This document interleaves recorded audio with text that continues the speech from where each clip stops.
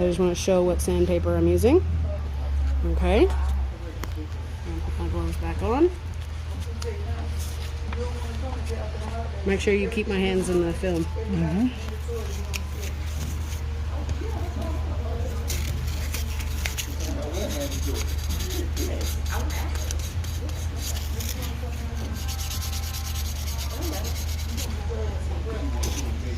Get a good image of that corner, you see it?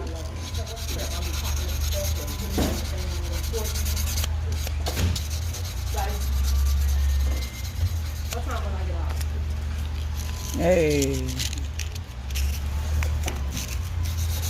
The more you sand, the rounder your corner will get. So however much you want to take off is up to you. 600 to 800 grit sandpaper is what you want to use. You can go wet or you can go dry.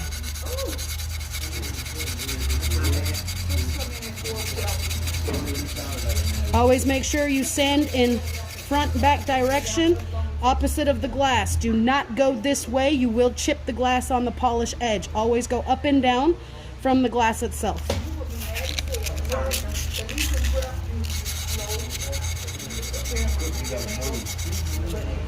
Now you have a softer bumped corner. Hey.